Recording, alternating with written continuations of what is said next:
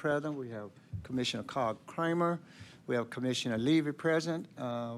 Also, we have Director Lawrence. We have the three attorneys, Attorney Smith, Attorney Taylor Hilton, I believe, and we have Attorney Neal. And I thought I saw, we had Tim Slater from the Tennessee Automotive Association was in the audience. Okay, he's here somewhere. Okay, well, with that said and done, we can get started. If no one have any 1 through 10, then I guess we need to just look at number 11. I see where we got a discussion there.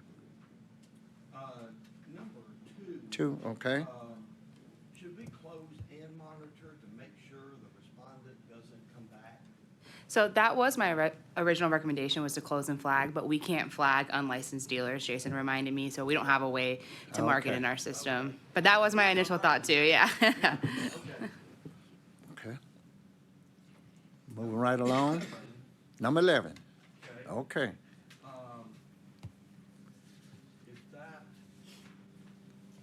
I That- put down on that one, I said, put the respondent on notice for unlicensed activity, including potential brokering violation.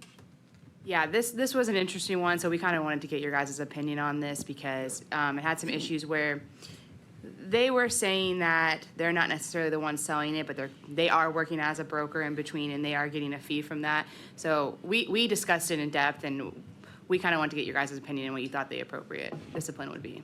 Got a question. So the broker actually, is he a licensed Kentucky So- salesperson or, Let me just double check on that. and then, That's the one in Kentucky. and Yeah, yeah, so- Yeah, so They ship there, the car down. yeah, yeah, but there's a lot of things. Because I've said in previous meetings, there's a lot of dealerships that are selling cars across state lines. That's fine. Yeah. So the questions were, did that individual have any kind of No. broker? Okay, did not, okay. And then were the vehicles ever determined to be displayed anywhere for sale? And was there a business address associated with any transactions done on a consistent basis to facilitate paperwork or anything? In other words, is that a business? Or, I mean, it's not uncommon for CarMax or City Auto or anybody to deliver a car in Georgia or Kentucky. And we take the car, and sometimes we e-contract. Sometimes we take the paperwork with us, and they sign it, and they collect documents, exchange money. That's not an uncommon practice.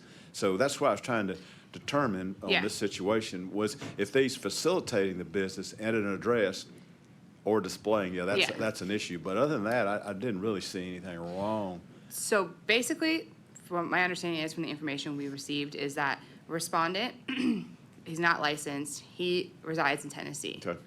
People, by what he stated and what we got, is by word of mouth, are sending them to him. Yeah. He's then getting a vehicle and all of the paperwork from Kentucky, from a Kentucky licensed dealership sent here, and then he's giving it to the customer. Right. But to your point, you said, you have a location, there's a warehouse. Yes, there's a warehouse in Tennessee Well, that he I mean- primarily works out of, and then he's receiving $300 per sale from that Kentucky They're dealership. displaying them. They're not just Are delivering them. they they're displaying them. well, they displaying them there? Are they there? That's what the complainant alleged. Yeah. We, but there were no cars there? when we went, we didn't determine that, but that is what the complainant stated, that they're alleging that there are 10 more located in this warehouse, but he is operating, or they are operating out of this warehouse. He can't, a facilitator, if the paperwork from the Kentucky dealer says, all of our business is done into Kentucky, and but we ship the car there, we have a facilitator. Some places like CarMax, you have to go to a notary. So that's the part, we've had this conversation before. Where are the lines of acceptability Yeah. as far as how a dealer can cross a state line and execute a transaction? And I think the main issue that we had was the fee that he's receiving from it. Denise, what was the word, bird dogging, I believe you said it was called? It creates an issue with us because we don't have a license for brokers in the state of Tennessee. They're not allowed to be a middleman basically in Tennessee. So I think that's the issue, the main issue we had with this. And I would agree with you, but going forward, this is going to become more Yes, common because yes. of It is every e-commerce. time. So, I mean, is a notary paid the same thing? I mean, can we just call him, you're a facilitator, you're not a broker, it's not a bird dog, you're paid for services Yeah. to facilitate documents? I mean, this is something I think will have to be eventually addressed, because I know I do it, CarMax does Yeah. it, we all do it, and it's the different degrees of transaction, you know. But we all say, including CarMax, this deal was constructed and originated in the home Yes. state, in-state. Now, we ship the car, ship paperwork, and finalize the deal, including collecting documents and payment Yeah. in another state, so. But Yeah. I don't think that this is the same application as what you're speaking of. When you have a warehouse and it's the place they go to deliver these cars. Yes. And they're bringing them by transport truck. Yeah. Down to this location, and this person says they saw multiple vehicles. Now, when we looked at it, it didn't have them. But Yeah. there's something going on at that location, that warehouse. Yeah. And Smoke. we have to watch, setting precedents that we allow multiple locations for a dealership. And it's my understanding, based on the information we received, is I'm not even sure that these people know that they're buying from a Kentucky dealer. I think they think they're buying from the respondent, because it's So, saying okay. he's getting Yeah. customers by word they're of mouth, crossing the line. and then he admitted, I'm getting these cars from Kentucky, but I don't think the customers understand that they are Okay. buying the cars That's- from the that's- Kentucky I know what Stan's dealership. talking Yeah. about for himself. Yes, and I think that's a what totally different situation, and Okay. I think using notaries in a different state is a different situation. I think right now, as they come in, we're gonna have to do them case by case and kind of set a precedent for each kind of issue that we want going forward, so that way we're setting a pattern in those kind of things. It appears when we have one of these, that there's that fine line, like you just revealed, and I think it's worth noting, you know, what constitutes a sale that's not real. In other words, they're Yes. acting as dealers and they're really not, so I get it. So, yeah, this does have more smoke than probably needs Yeah, to have. yeah. I got it. And So putting My- down the unlicensed activity, you I- know, should we do that? Oh, it's not on. It was. Only 3 people can have them on, so we might have too many people that have 4. Okay, so and I wanted to add, one thing that I think we all thought was really strange is we don't know where or how or who is providing the temp tags. In the first paragraph, it talks about how they're getting Mississippi drive-out tags, but the final paragraph says we don't have any evidence that this respondent is actually providing temp tags. So that's curious. that's what the complainant alleged, was that they were observing Mississippi drive-out tags going, but we found no evidence of that respondent is doing them, so I don't know who's giving it to them. I don't know if they're coming down from the Kentucky dealership but we have no evidence that the respondent is providing them, but that is what the complainant alleged.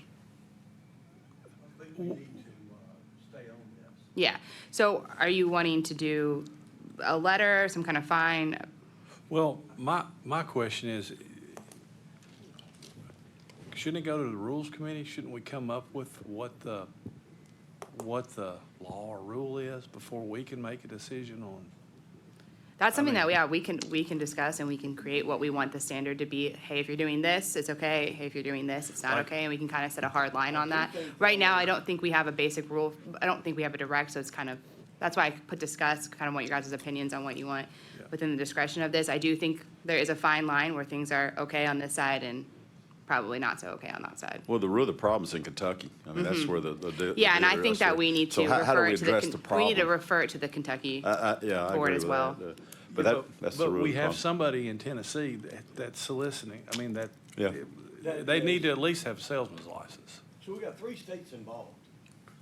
We can also refer it to Mississippi. That allegation is solely from the complainant. We don't have any evidence, but we can, and they can look into it, and then maybe they can provide us more information. But I don't think it'll hurt to refer it to both of them. I think that at Okay. least opens the door to both, because if that is true and we just happen to not find it, doesn't mean it's not true, so they can look into it a little bit more. Okay. And I would think at a minimum, this Tennessee person should be licensed as a salesman, and then connected to the Kentucky dealership.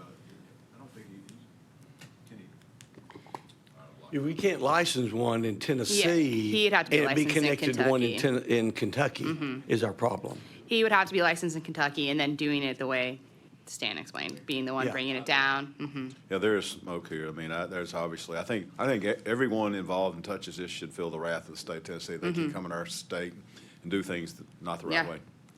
And maybe bring it back to us at some point And then let's discuss whether or not we want to go to rules with it. Yeah. And make that change, because something isn't, Yeah, you don't have Eric the legal and I can standing to do something. Look more into these kind of issues and maybe do like some kind of write-up and represent Okay. it to you guys, and then we can kind of take it from there where we want to go on rules. Very good. For this particular one, though, any opinions about how to handle it? If we want I to do a would- letter, a fine, Can't I'd we put do them a on letter of notice some for kind, just explaining that they- unlicensed activity, because they're not licensed. a letter of warning? Yeah. Okay. If we're sure that they're doing unlicensed activity, but at a minimum, we could say, we think you might be doing unlicensed Yeah. activity. Here's all the rules to operate in Yeah. Tennessee, and we're gonna be paying attention going. Yeah. I yeah. think they're admitting, though, that they're receiving them Yes, at they the did. warehouse. Yes, yeah. So we know we got it for that Yeah. point. We just don't know how many they're displaying, Yeah. so. So you guys Okay. want a letter of warning and then refer to the Kentucky and Mississippi body? Everyone okay with that? Yeah, I think so. Great discussion. Okay. I learned something this morning. No. Okay, moving right along. Number 12, I think also, just adding another thing to it, I would also send it to local law enforcement for curb stoning.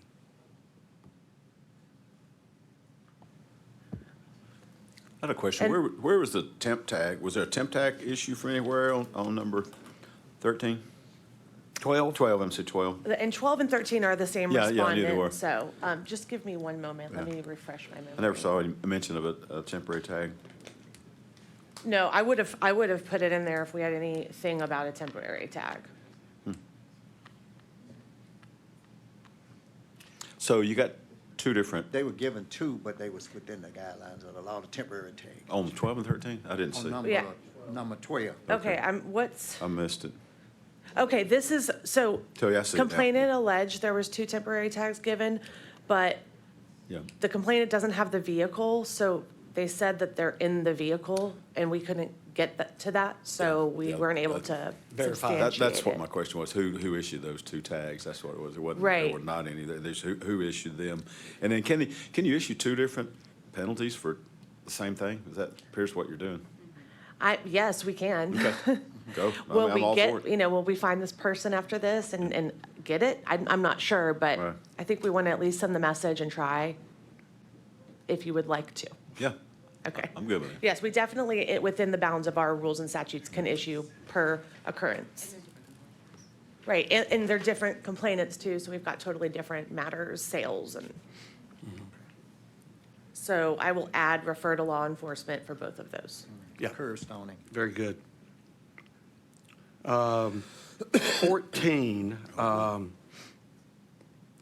I would suggest reviewing the salvage title violation if fact support in this case.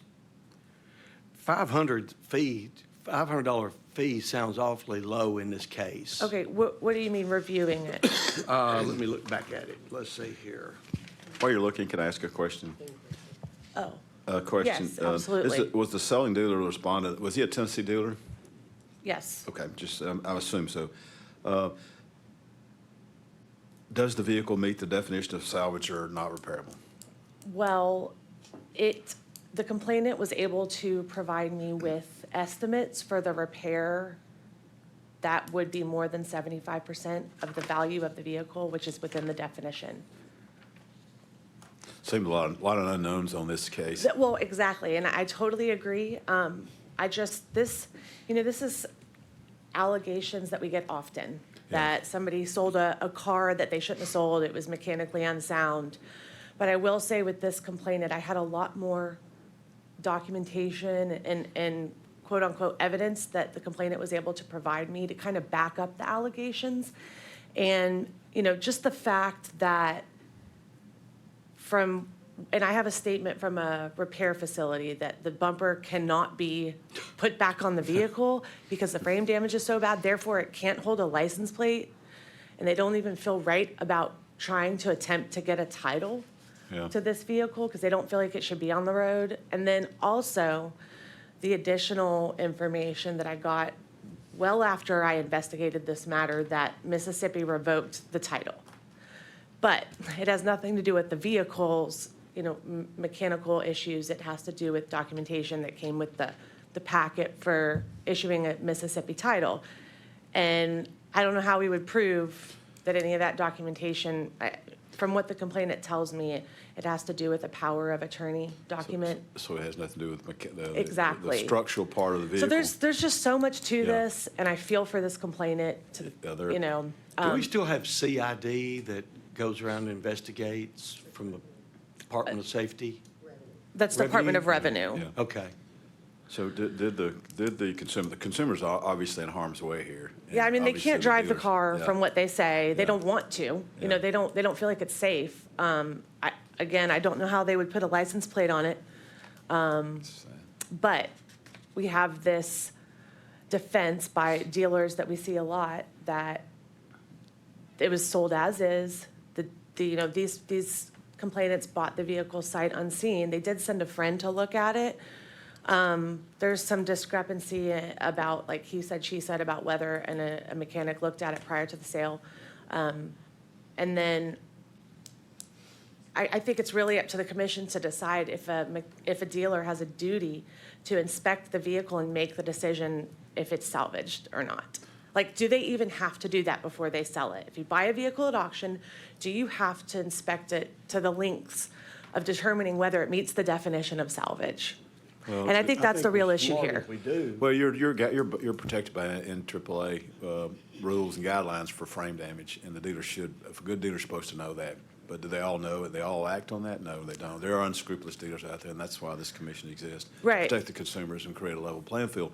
So back to that consumer that's harmed, it was said that they signed documents knowing it had frame damage. Was that evident? So I do have copies of those documents, and what the complainant is stating is that the complainant tried to file they filed a civil suit against this dealer. Right, right. And when they all showed up to court, the respondent's attorney they say that the respondent's attorney handed them these documents disclosing frame damage and arbitration clauses, and they claim they never signed them. But can I prove that? No. Well, So I have them, yes, but I don't Well, know how there's- that there's- happened. There's two things. What the customer knew and signed, and does it meet the guidelines for salvage title? I mean, those are things we just don't know. I don't Right. think the commission, I think we can lean as hard as we can lean on this dealer to do what they're supposed to do to make that customer right, but within the guidelines of information we have, we're limited. My opinion. Is there any, just because I see these kinds of allegations a lot, is there anything that I could have in a case like this that would prove to the commission that the vehicle shouldn't have been sold? Or anything, just so I know what to look for in the future? I mean, those of us that have been in the business long enough, I remember we would order trucks. Come on, oh, okay. We would order trucks that didn't have bumpers on them. I couldn't sell a vehicle without a bumper on it, though. I had to put a bumper on it. It's a safety issue. It's a whole nother, And here, the bumper was allegedly tied on with zip ties, had one bolt instead of 6, and then fell off. So there was one on there. Did the dealer do that? I don't know. The complainant swears they did. That's another thing, that it's like, yeah, it seems like they probably Well, I had people made that some real wanted to faulty buy. repairs to hide this stuff. they wanted, I don't want a bumper on it. Well, I can't sell it to you without a bumper. Yeah, there's a statute that requires a bumper in the Yeah. state of Tennessee. You can't drive it without it. So now, of course, this is being driven supposedly, or wants to be driven in Mississippi. But, this was sold in Tennessee. So there's just a lot of things that bother me about this complaint. I wish we could do something, but at the same time, I don't know. It's really up to, I think, the experts in this matter to decide if a dealer crossed the line here and should have not sold this vehicle. Or is it on the complainant to, Is there any extra further investigation that would help this case?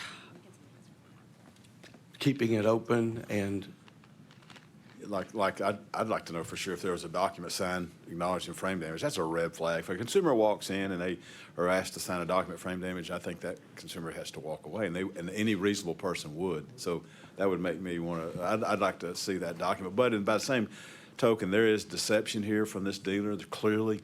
If they what inspect signed document would you want? the acknowledging, it was stated in the civil case that the respondent provided a document that the Oh, consumer. no, I have the document, so they but did- they're they- saying they didn't sign it and that they didn't get it till the respondent's attorney handed it to him at the civil trial.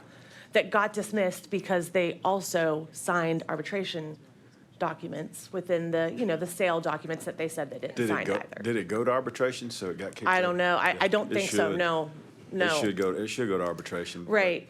But those people just didn't elect to take advantage of that or to do that course. They have not. Yeah. Yeah, I they think should. they're, I think they're overwhelmed. I think they're so upset and, I don't know. I agree with you. I think we need to do everything we can do to put pressure on this dealer, because, I mean, if they're a good dealer, they should have known. I mean, they inspect these cars, we do, but we all inspect our cars, there's safety inspection. That bumper's clearly a safety item. So if there's anything within the guidelines of what we can do, I think we apply it to help Well, this consumer. my recommendation, was to use our kind of catch-all of false, fraudulent, and deceptive acts with, related to the sale of a vehicle. Yeah. And then also, and I haven't even focused on this, at the very end of my investigation, I realized that the dealer issued a temporary tag from a different dealer issued this temporary tag that's down the road. I assume that's a family business and they probably, family owns both dealers. I don't know. I haven't even had time to look into it because I just found out. So I also recommended opening a complaint against that dealer and figuring out how this possibly happened. Because what I think is this respondent has access to their easy tag. I mean, all you have to have is a log on. And I feel like there's a reason why. They're getting They issued a around temporary having tag. another dealer's license is what they're doing. Well, the dealer that issued it has a license. I know. Well, they both have a license. Yeah, they both have a license. I don't They understand. just do them from one location? Yeah, it's just Well, they a deal. can't do that. I know. They- So they I just have can't do that. I want to penalize them for that for sure. Yeah. So we could go up, we could issue a penalty for that. I think you should. And then a penalty for the deceptive and Because how are we fraudulent going to acts of know selling where this that vehicle. tag was originated? Which location? Right. Even though both are licensed, they only give the temporary from one location. We need to know which one it was given No, I know from. it. I know it it was printed from the other dealer. Yeah. I don't know if, if they went over there, but I know that it is attached to another dealer's license. What And would you suggest on a civil fine? What can we do? Well, hold on. Can they? Deceptive practice. Can they, if this is truly a salvage vehicle, can we not, even if they say, they signed the paper that it was sold as is, can't we fine them for selling a salvage vehicle without disclosing that it was a salvage vehicle? Well, there's not enough evidence to decide if it's, yeah, there's not enough evidence to say it's a salvage. Yeah, I think the as-is is another thin line. If we have evidence they knowingly hid information or didn't disclose information they had about a vehicle and then hide behind the as-is, that's one situation, but I just don't think Erica has the evidence of that in this But one. now the as-is will not let you hide behind it when it comes to Yes, title. that's what I'm saying. If they were trying to hide behind, a lot of them do that sometimes, and they're like, well, we had them sign as is. It's not our fault that they didn't know this. And so I don't think that's this kind of situation. I don't think we have evidence of that. Right, Erica? Where did the vehicle come from that the dealer purchased? An Did they purchase- auction. Can It you- started off with a government, like Gov Deals or something, where a government sells their vehicles that were in a fleet Yeah. to an auction, and then from an auction to this dealer. Did you see the bill of sale from the auction? Did it have an announcement of any kind? I haven't I would seen look it. at that document. If it's an announced frame damage, then you got a clear shot at this dealer. Then Okay, they so will- in- That makes it a deceptive act. But there again, if she signed the document and really signed it, she knew what she got. But listen, I think both these dealers, they need to raise the hood on these guys. They need to do an inspection. We need to look at their temp tag logs. If they're bad dealers across the board, and we need to look at them. Okay, so we agree. definitely opened a complaint against the dealer where this temp tag was issued from. Yes. And then, do you want me to investigate this one further and hold off on deciding on a civil penalty, or do you just want to go ahead and I issue a do, civil penalty? because I really want to make sure we take care of the consumer. I just don't want to let this thing go and us not have all the info and a consumer get hurt. So what can I look for? What else can I look for? Well, if these dealers are harming this consumer, they're going to harm others, and that's our job to protect that from happening. So we need to look at each of these dealers to make sure what we can find. How are they behaving and conducting their business? Well, but as it relates to this matter, do you Well, want to go you- ahead and well- issue a penalty, and then we can also do Well, another inspection to find out if we can find other issues, or? issuing a penalty doesn't help the customer. It doesn't help the consumer at all. It's just basically, Correct. well, we're going to fix a bad actor is what we're doing. The consumer's going to have to seek relief another way. Okay. Civilly going to have to go to arbitration. That's where they're going to get relief. Okay. They Yeah. can't get it from us. So, So- but I think we got to bear down on a bad actor who's Okay. going to harm others. That's our Okay, job. so issue a civil penalty for the temp tag issue. Yes. Open a complaint against the other dealer, and then maybe have an inspector go out to both of these dealers and look into their files and see if Yes. we can find anything See if else. find I anything like else. that. But go ahead and resolve this one with the Yes. penalty for the temp tag, Correct. and that's it. Uh-huh. Yeah, and I would Okay. make sure the consumer knows they can get relief through arbitration. They probably have a better luck I with will, an I arbitrator. will, absolutely. They'll look at all the facts. Do we want to raise the fine for this temp tag, What's the maximum, 5,000? Chairman? I think 5,000 is good. You mean raise it above No, 5,000? no. No, Or raise it to? I can raise it too. We have a $5,000 maximum per violation. You'll have their attention at that point, I can assure you. Hold on one second. I think we need to get their attention. I think so, too. With that inspection, additional inspection going out there, they're gonna get nervous. I You would. get this done, they'll get right on the rest of it. They'll come to the table anyway. They will. Yeah.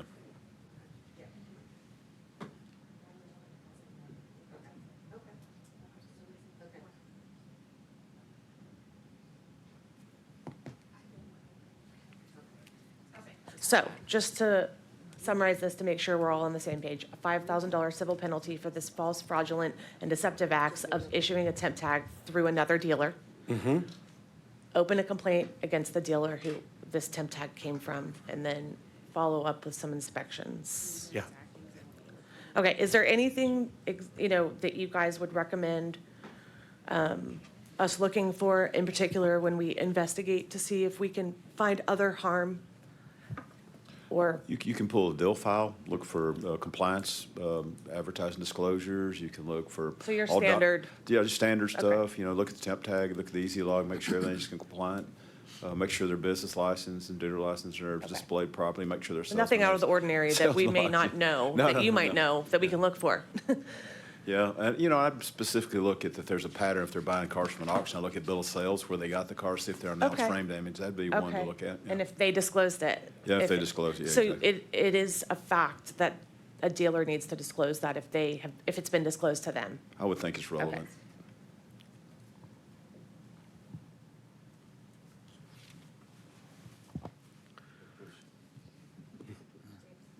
I know we're running out of time, but on 22, are y'all finished getting your notes together? Yeah, yes. Okay.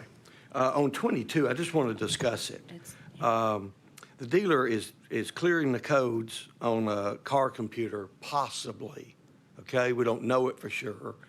And hiding behind the as-is. Then the light comes on as they go home.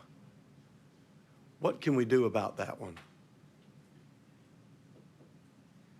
Okay, well, just playing devil's advocate here. If the complainant has a handheld scanner, why didn't they plug it in before they bought the vehicle? What's that now? I just don't understand why a complainant wouldn't plug that in before they bought the vehicle. The complainant may not know, most. No, most- it's his. Oh. It's his scanner. Yeah, Or hers, I'm not sure. Theirs. yeah, I don't know. I'm only I playing just- devil's advocate. Like, if it came to you guys at a hearing and we had the, we were Typically, fighting a about consumer it. will have a light come on, and they'll take it and get it inspected, and they'll say, this code's been on before. So there's history there. Right. So the codes, we call them pop, and they'll pop again.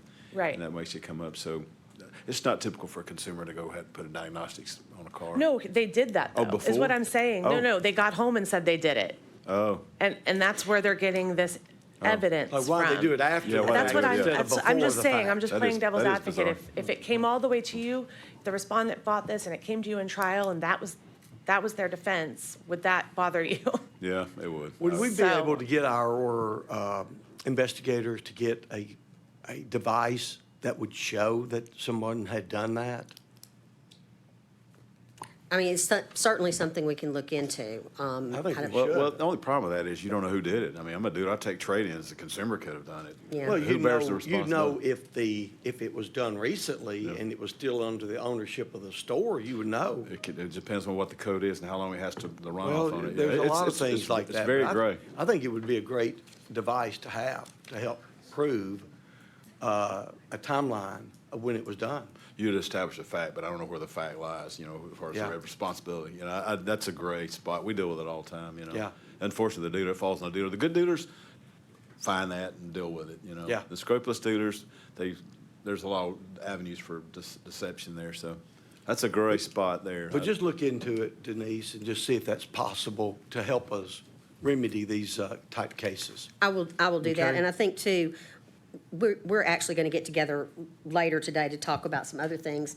And I'd like for us to dive into some warning that we can utilize for letters going forward about relying solely on as is to get them out of responsibility. Yes, they're just for- hiding behind it. I don't know that we can come up with anything, but I'd like for us to look at, the various statutes that govern us and see if there's any, we might, enlist the aid of brighter minds than mine, like the TAA.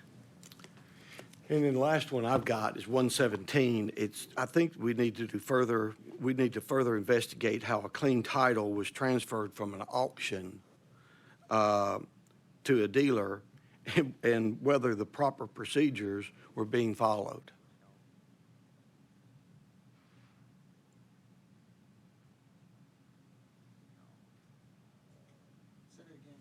It is, on 117, it shows that a dealer got a clean title from an auction when he bought it. And, and then it came from the auction to the dealer, and whether proper procedures were being followed, I think he finds out after the fact that it has a clouded title.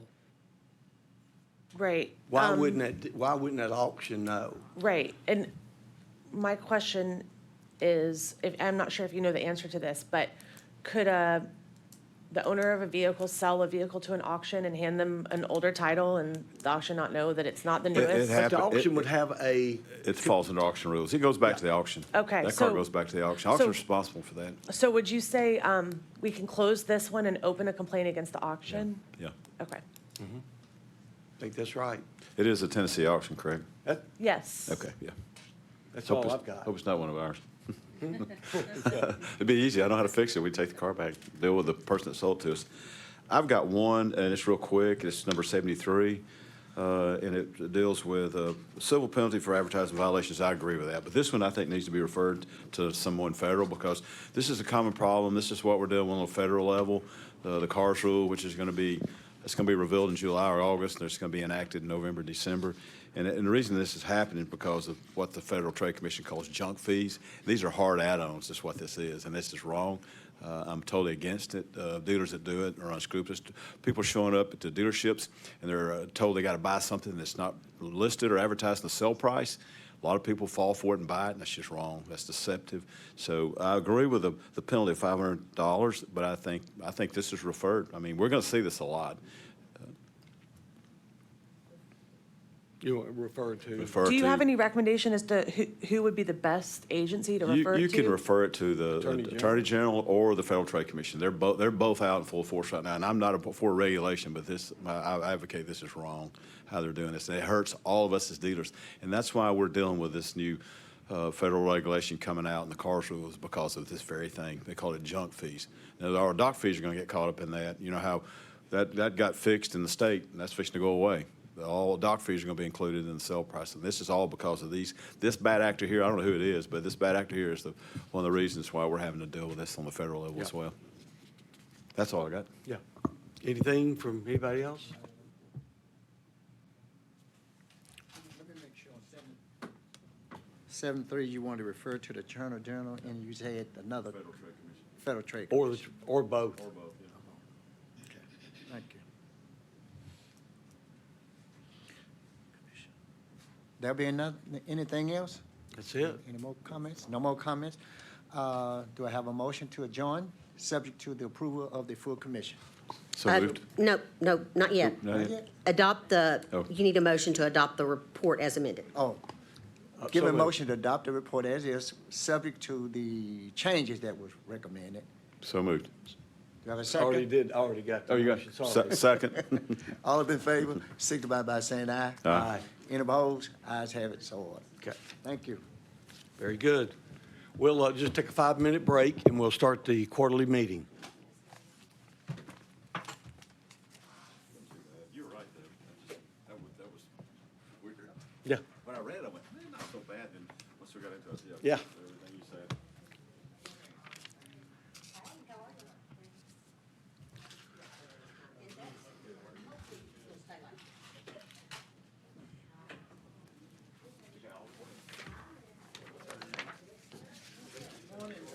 Hey, how are you?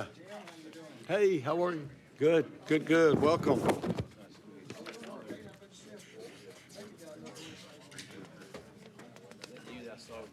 Yeah, that was me. Yeah. Oh, I like it too. And, but I just drove around and went to the back and there was no parking spots open. I know. None. That's the reason I got here so early. I said, Yeah. I should do all my morning calls from my car. Oh, yeah. I paid my $5. See, that's a lot cheaper. I paid 16 across the street. Yeah. Morning, sir. Because, hey, how are you? Great. How Good you seeing doing? you, man. Good seeing you. Yeah, Got me up here when you keep an eye on me. that's it. I kick you on the leg. All right, let's see here what all we've got going on. I got so many tabs.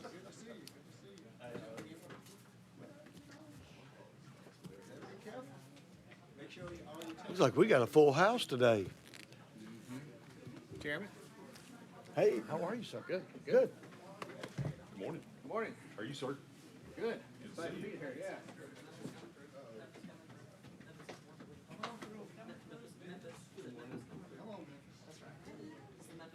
Jim, I can't even, I can't take credit for it because I can't remember who I sent to you all, but they bought from you.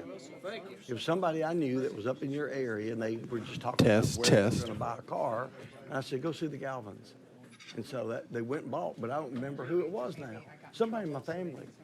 Stuff I didn't, it was product I didn't handle, of course, and I just, they were right in your area and I just cannot remember. Thank you. Appreciate that. I know.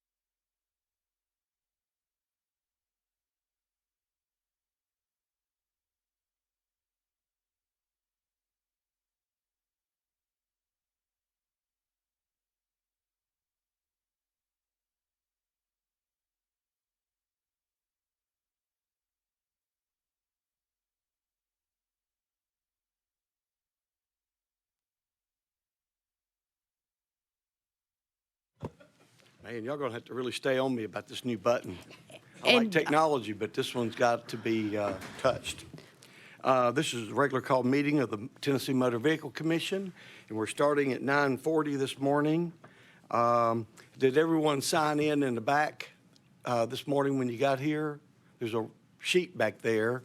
We'd want to make sure you sign in and let us know who you are.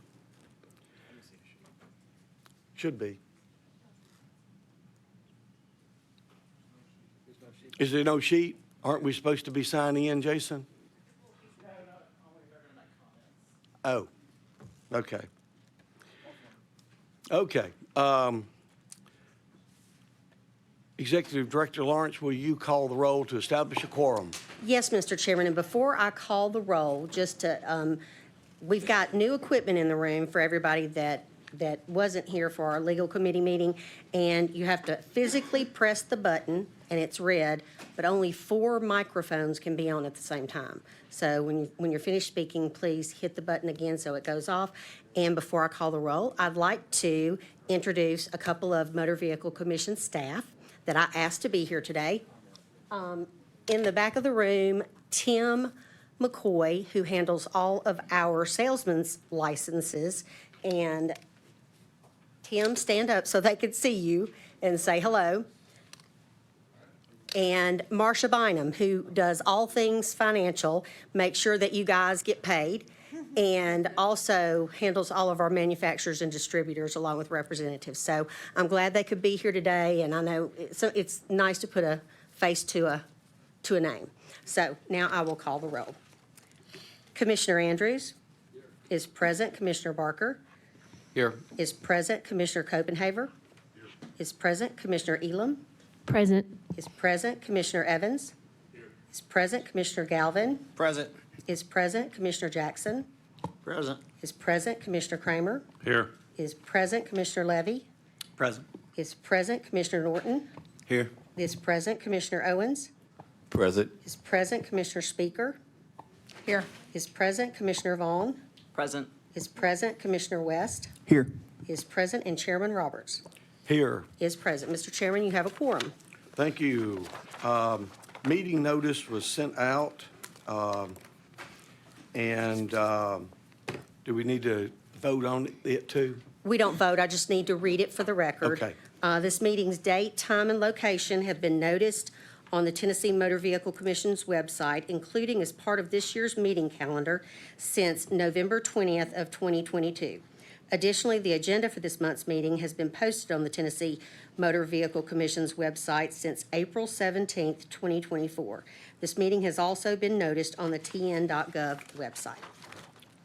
All right. Okay, next is, we need to adopt the agenda, but we need to amend it before we adopt it. We're adding on a Michael Douglas to the appeals part of the meeting today. I just need a motion to accept to amend it and then to accept it, the whole agenda. Approved as amended? Okay. Second. Any further discussion? All those in favor say aye. Aye. Opposed, like sign. Okay. Everyone got the minutes to the last meeting. What's your pleasure on the minutes?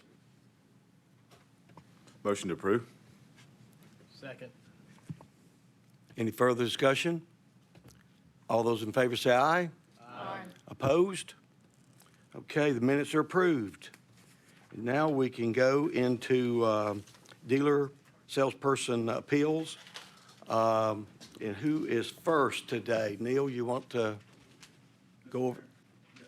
The first appeal is Ethan Rainey, and this is a conviction for theft of property.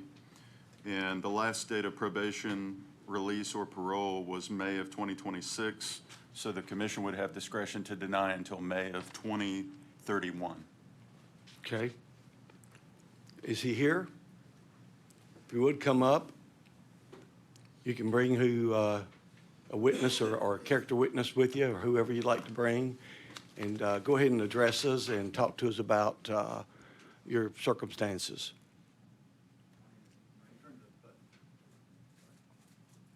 There you go. My name's Ethan Rainey. So y'all just want me to like tell my story on it? Okay. It was when I was 17 or 18, I worked for a body shop, and which I worked with my dad. He was the body man, and I was the prep guy. And my boss at the time had a charge account at O'Reilly's, and he would send me up there to get stuff, like parts and stuff, and I'd bring him back there. Well, I knew he had a charge account, so I would, get like detail stuff, just charge to his account for a while, and just tools and stuff. And then I got in trouble for it, and I've been on probation ever since. And, yeah.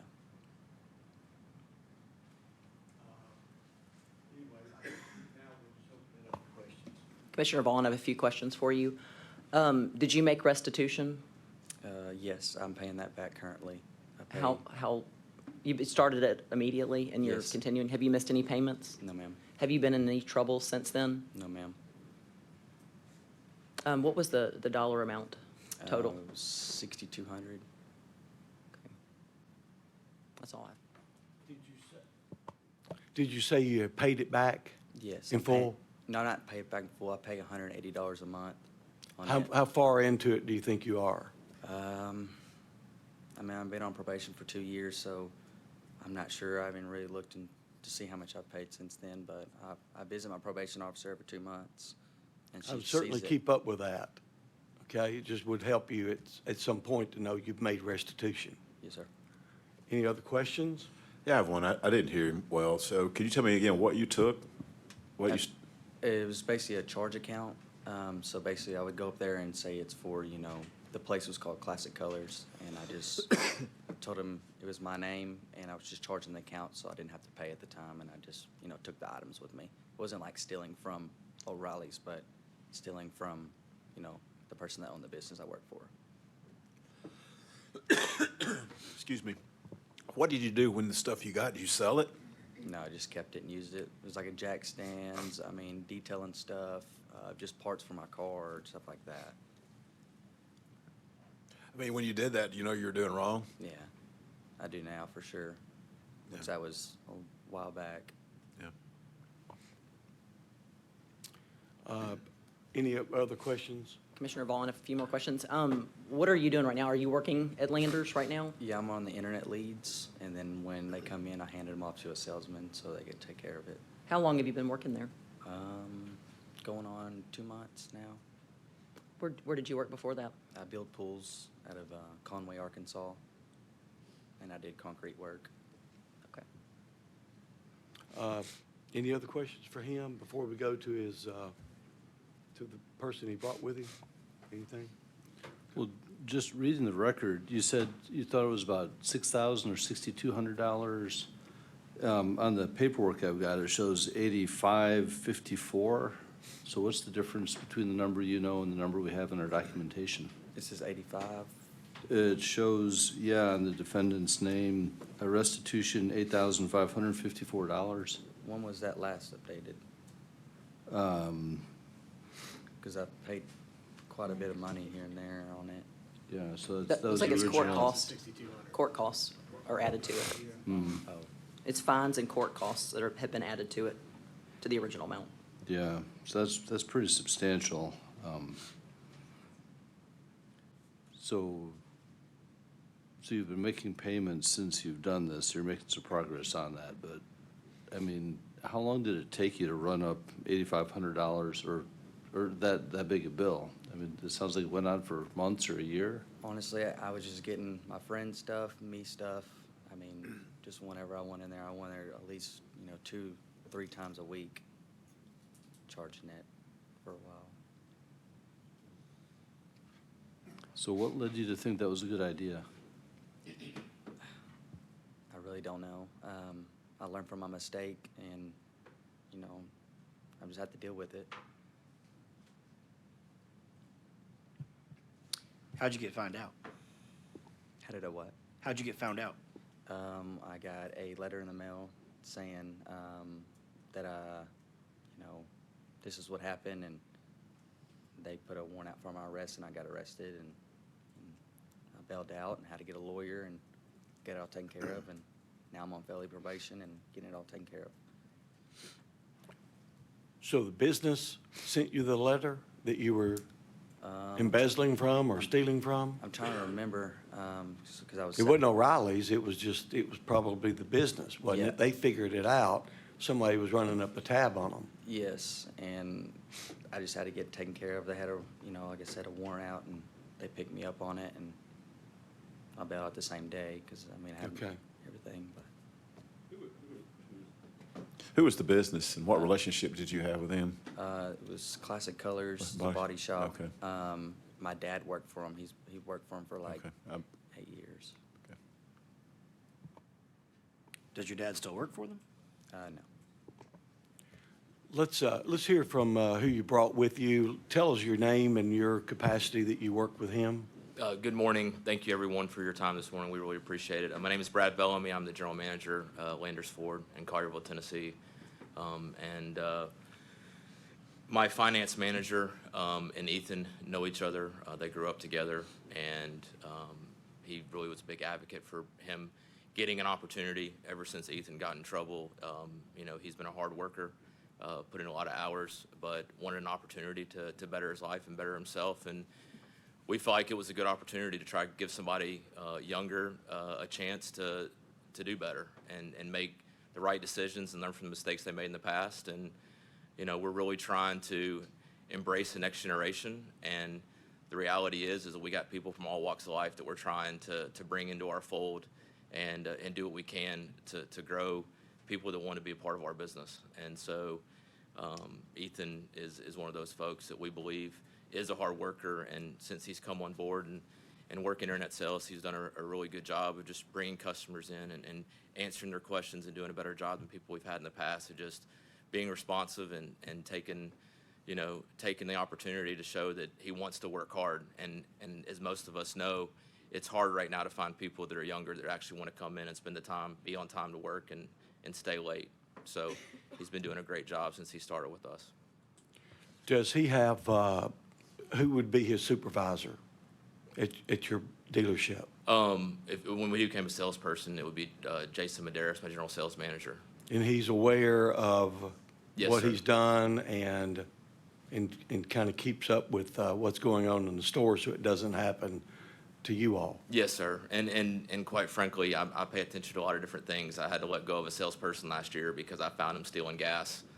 We have a great camera system, and I noticed that all of a sudden there was these gas fills that were on vehicles that were getting filled up again, and it was his Mercedes that was going to put premium gas in. So, we keep a watch on what we have going on there because we want to make sure that situations that, Ethan was involved in his past, don't recuperate. But, Tyler, my finance manager, has provided a place for him to live during this intermediate process. I believe a lot in him and their relationship and him backing him up as well of his character that he wants to be and the man he wants to be and grow into. A question, Commissioner Vaughn. Was he upfront with you about this felony Absolutely. conviction? Yes, absolutely. We knew about it. Kent Ritchie, who I'm sure some of you know, actually interviewed Ethan prior to us hiring him, just to see what kind of character he had and talk to us about the mistakes he made and, be upfront about, what he did and what he's tried to do since then.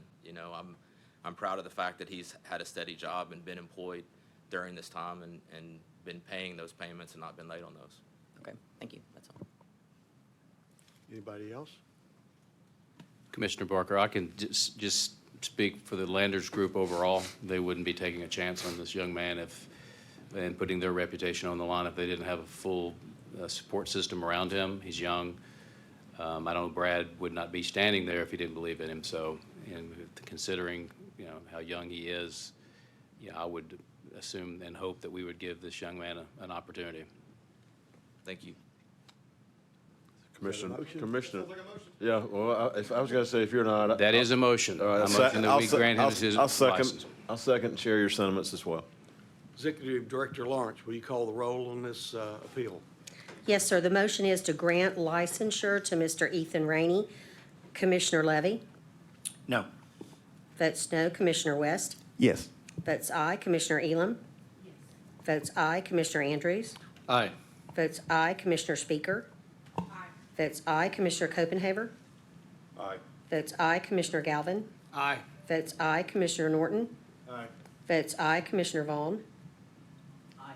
Votes aye, Commissioner Jackson. Votes aye, Commissioner Kramer. Votes aye, Commissioner Owens. Aye. Votes aye, Commissioner Barker. Votes aye, Commissioner Evans. Votes aye, and Chairman Roberts. Mr. Chairman, the motion passes. Mr. Rainey, you will be granted licensure, and that will be emailed to you electronically today, and then we'll put the hard copy in the mail. Thank you, everyone. Next appeal, Mr. Chairman, is Matthew Klostermeyer, and the pertinent conviction here is for burglary, and the applicant stated that his latest date of parole was July of 2022, so the commission would have discretion to deny until July of 2027.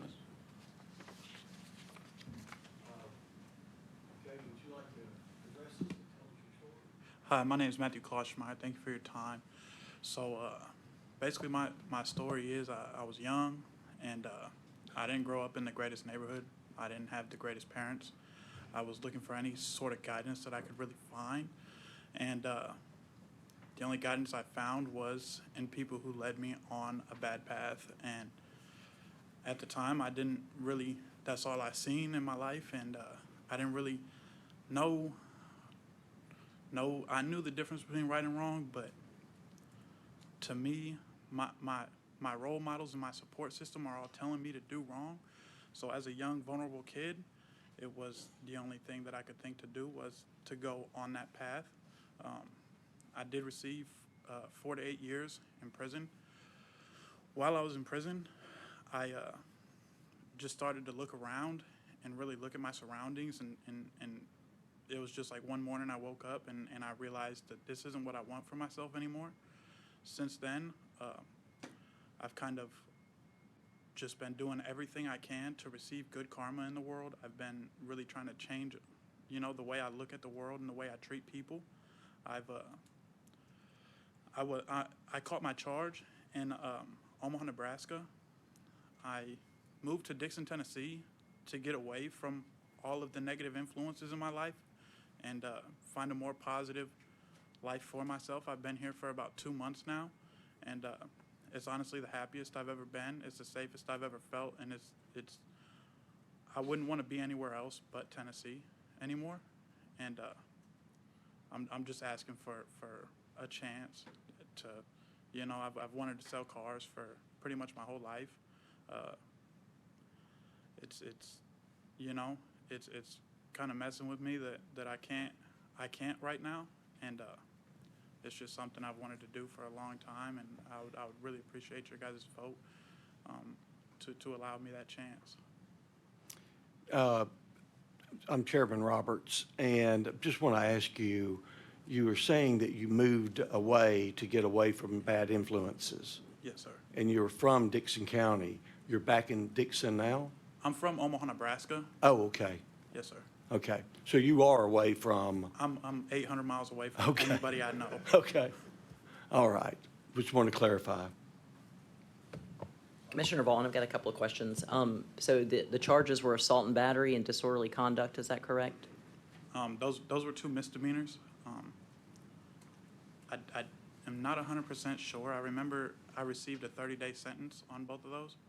Just for the record, it's burglary, carrying concealed weapon, disorderly conduct, and obstruction the administration of law, but the only pertinent conviction is burglary because that's the only crime of Okay. moral turpitude. Can you please tell us about the burglary charge? So I was honestly up to no good, and I was told that somebody else was out to get me, and this is by people that I looked up to and I trusted. So me being young, dumb, and easily influenced, I went to knock on the door. When nobody answered the door, I just let myself in when I was with 2 friends. When nobody was home, I allowed my friends to just kind of take what they wanted, and I was the only person who could be identified. So once the police asked me about the situation, I took 100% full responsibility for the incident. Whose home was it? Was it somebody you knew? I mean, you don't have to say their name, is it somebody you knew? It was somebody that I knew that, like I said, I was told that they were out to get me, so it was more of a, I'm gonna get you before you get me, kind of a situation, and, if I could take it back, I would, but, you know. Have you made restitution? I was not ordered to make any sort of restitution. I have since, I have since reached out to the victim and apologized, and they have given me forgiveness just because they understand where I was coming from and they see what I'm trying to do with my life these days. They forgive me, and to me that means a lot. Honestly, I feel bad for a lot of the things I've done, and I would, you know, it makes me sick to think the kind of person I used to be. So that forgiveness was just was just one step in the right direction for me. It allowed me to move on with my life and have peace with myself, knowing that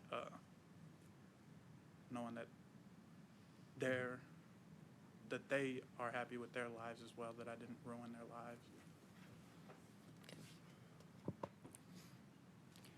Any other questions for Matthew?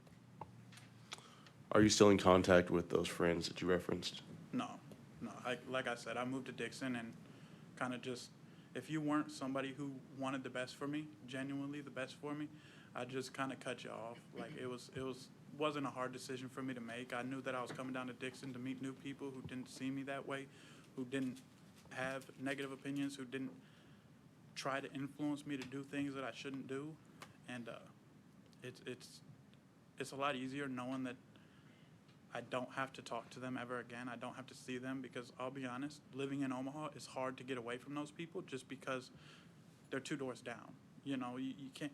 And so to me, that was a huge part of moving to Dixon, was to get away and forget. Honestly, I'll never forget my past, but I wanted to move away from it just so I could start that next chapter of my life.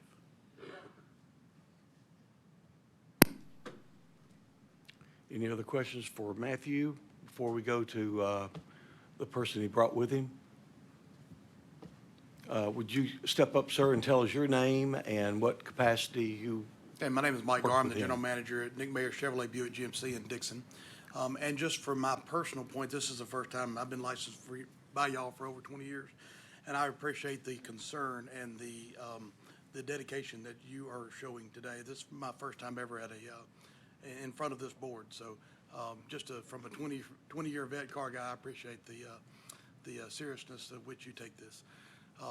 So Matthew came to work with us a little over a month ago. We found out his license was not going to be able to do it, and he told us up front that his whole situation, and just from what I know of how this process works, I told him right up front, you will be denied. But if you're willing to go on this journey, I'm willing to go on it with you, and I'll support you.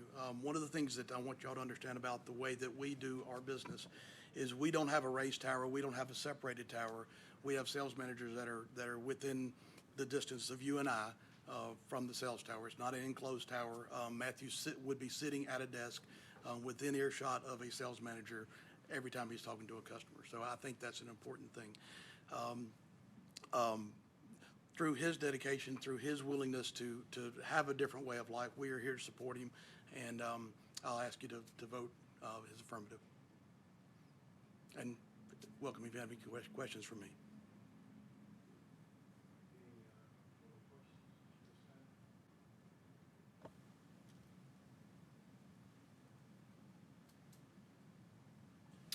I make a motion that we Commissioner approve the Jackson, one license. question. I was looking for the date when this incident occurred. Can someone? I can tell you that my arrest date was April 13th of 2018. I was released from prison in March of 2022. Thank you.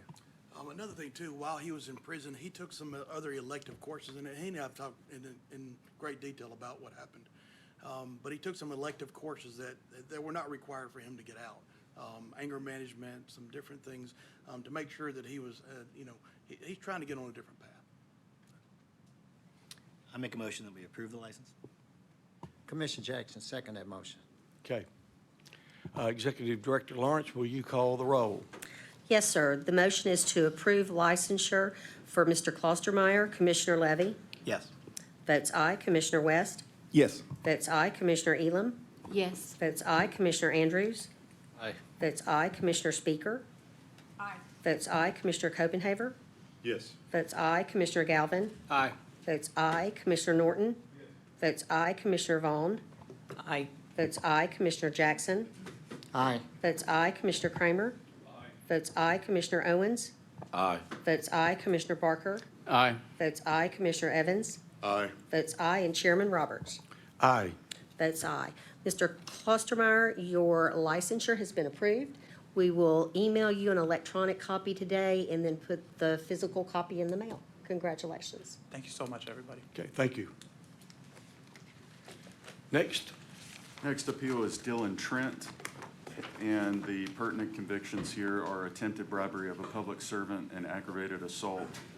And the applicant stated that his probation will end in February of 2028, so the commission would have discretion to deny until February of 2033. Just something to bring to the commission's attention. It appears that this applicant applied back in 2018 and was untruthful on his application at that time. He answered no to the question of, have you ever been convicted of an offense? And that was answered no in 2018. It appears that his conviction was in 2016. So the commission could certainly ask him about that. Okay.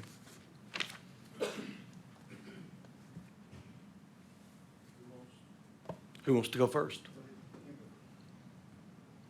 I'm sorry. I have not, I've got ahead of myself, but would you go ahead and tell your story to us? Yes, sir.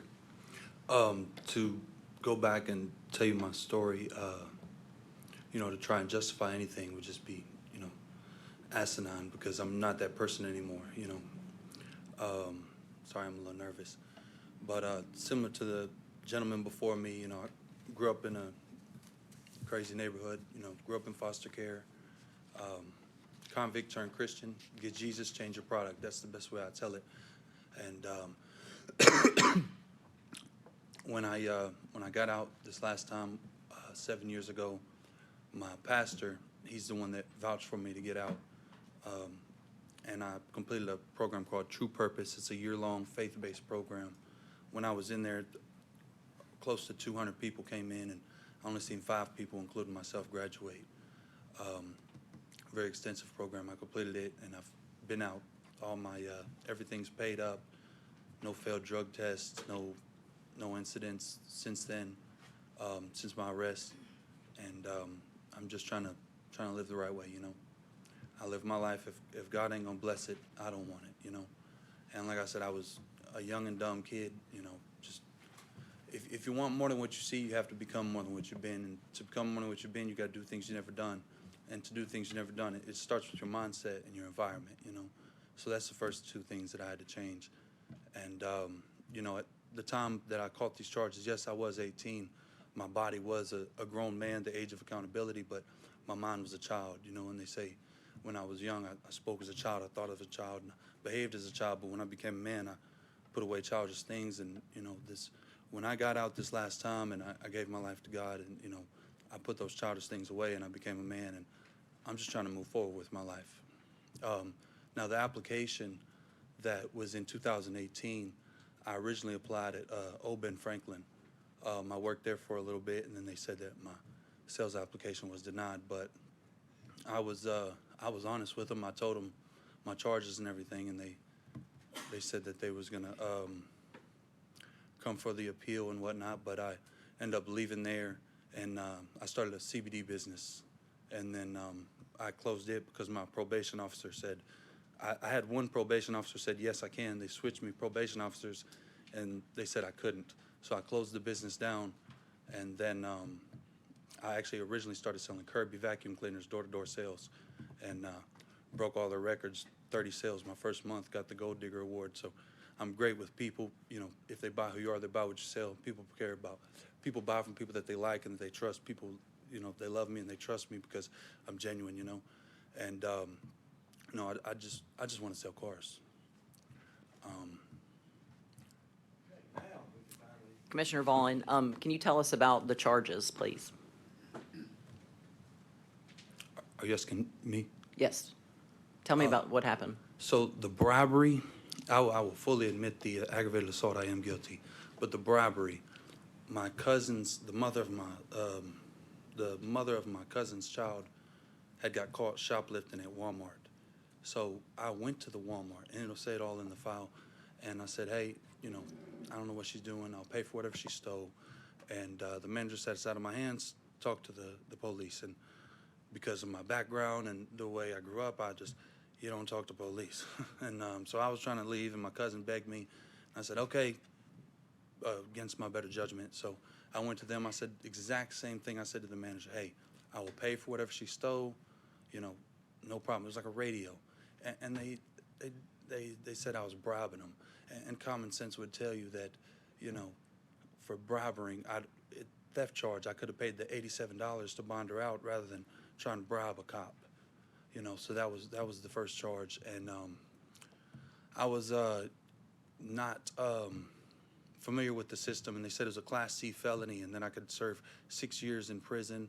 And I'm like, well, I get to go home today, let me sign. And I got on probation, but I got locked up a couple months after that. It was a fight, broke out. Actually, the guy came at me with a knife, and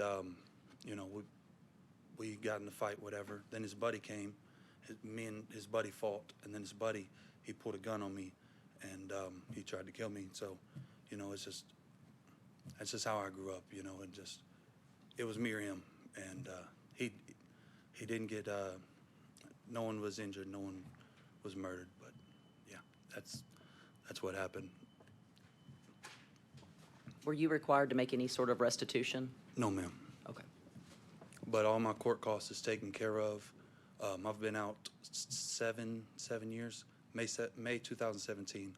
Like I said, no incident, no failed drug test, not even one time late for my probation.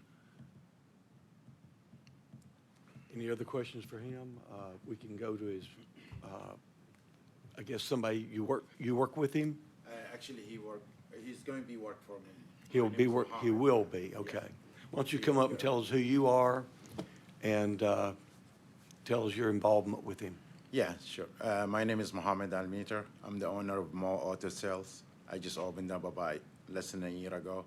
And, I met him about when I opened up, and he's been really great about directing me to, I'm new in the business, so he directed me a lot of things. I don't know the system and all that stuff. So he's been great. He's helped me with everything I needed him. So now I'm hoping for him to get his license, and I have him working with me. So, and he's been great. He's been honest. He's been take care of, help. He done everything really. My brother probably not going to do it for me. So Who else will be working with him? it will be me and him. Just you? Yeah. You'll be his direct supervisor Yes, as well I as am. own the business? Yes, that's correct, sir. That brings me to another question. Are you both familiar with the laws of the state of Tennessee for the Yes. Motor Vehicle Commission? Yes, we are. And how best practices, all of that? You said you were new and he was helping you, so I Yeah. wanted to make sure. Yeah, I've practiced We don't want to see everything. you back, so. Oh, it's- no. Thank you. I'm helping him with the finance companies and all that. Yeah, it's Getting all- him, I have a lot of connections with the finance. Denise can give them a rules book if they need Sure, one. we can. I would strongly Well, I encourage taking appreciate that. that, too. Because a lot of questions come up, and that has been a wonderful guide for everyone. All right, thank you so much. Anything else from the commission? Good. Commissioner, go ahead. Well, I'm going to make a motion that we grant him the license, Commissioner Jackson. Just gonna jump in real quick, 'cause I have a couple questions. Okay. That's okay, Chairman. And maybe this is for legal, but could we kind of talk a little bit more about the discrepancy between the 2018 application and where the gentleman marked no and now? Yeah, it appears there was that application in 2018, and, you try to discern intent here, and we don't really know intent, you know, maybe, was it an inadvertent marking of that answer, or was it on purpose? We don't really know. We just know that in the 2018 application, it does appear that he answered no to that question. Did he ever have a conviction? And it appears that the conviction was in 2016. It looks like, When anybody would mark no, the commission would automatically almost say no to the person that lied on the application. That happened a lot back in the day. If you marked no, if we felt that you were dishonest immediately. and it looks like there was a previous denial in 2021 because there was another Fresh Start Act memo by a prior council that was done in 2021.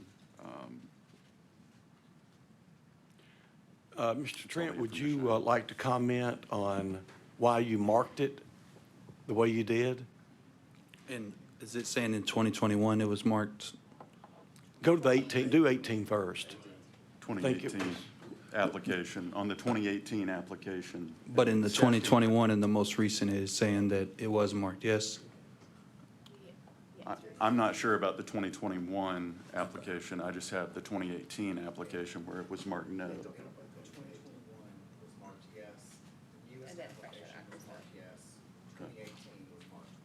Okay. Okay. Why did you mark 2018 no? I might have, I'll be honest, it was so far away, to be honest, I don't remember. Because I told everyone at the dealership the whole story. So I was truthful with the dealership, so I'm not sure what, as far as I'm concerned, I thought I marked yes, but I might have marked no, and I might have thought it was a law pertaining to like car theft or something. I'm really not sure, to be Okay. honest. Any other questions? But I will tell you, in 2021 and this most recent, I did mark yes, and I sent in my transcripts of everything, just full transparency. Was he before the commission with the 2018 application and was denied? I can't remember. I think I was serving. No. It would have, Did not? Okay, got it. Yes, sir.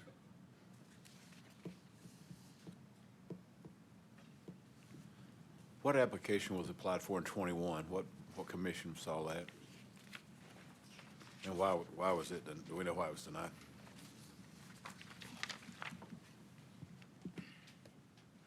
according to the memo, if it was denied, which I think that it was in 2021, that was based on the prior council's memo based on the same convictions. It appears to be based on the same rationale in 2021.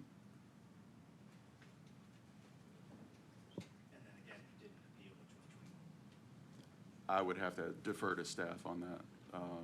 I don't know. Was 2021 before this commission? No.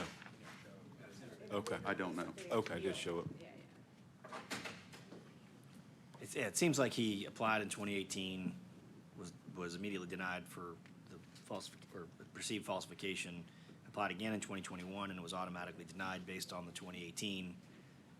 He's applied again, denied based on the record, and here's the first time he's coming to this commission to explain what happened. Commissioner Vaughn, I'd like to second Commissioner Jackson's motion. Any further discussion? Executive Director Lawrence, will you call the roll for the appeal? Yes, Chairman, the motion is to grant licensure. Commissioner Levy? Aye. Votes aye. Commissioner West? Votes aye. Commissioner Elam? Votes aye. Commissioner Andrews? Votes aye. Commissioner Speaker? Aye. Votes aye. Commissioner Copenhaver? Votes aye. Commissioner Galvin? Aye. Votes aye. Commissioner Norton? Aye. Votes aye. Commissioner Vaughn? Votes aye. Commissioner Jackson? Aye. Votes aye. Commissioner Kramer? Votes aye. Commissioner Owens? Aye. Votes aye. Commissioner Barker? Aye. Votes aye. Commissioner Evans? No. Votes no. Chairman Roberts? Aye. votes aye. Mr. Trent, you will be granted licensure, and your license will be emailed electronically to you, to the dealer, and we'll put the hard copy in the mail. Thank you so much. God bless. I do have one question. I plan on, I want to open my own dealership. Would I need to come here again? Or is because I'm approved for my sales license, I'll be approved for a dealer license? That's a whole separate process. Yeah, and actually, I was looking back at the papers, and in 2021, he was denied licensure for a dealership, for a dealer's license. I have everything together already for a dealership. I just don't have my dealer license. I would say, obviously, the commission has already granted you licensure ma'am. as a salesman. You'll need to submit all the appropriate paperwork for the dealer licensure, and then we'll take that into consideration. I would suggest strongly that you operate as a salesman for a period of time to get your legs under you. Yes, ma'am. Thank you so much. Thank you so much. Michael Douglas is the next appeal, and this is for aggravated burglary and burglary other than habitation. And the latest date of probation or parole for aggravated burglary is July of 2019, and then the latest date for the other burglary charge is March of 2020. So that would give the commission the ability to, discretion to deny until March of 2025.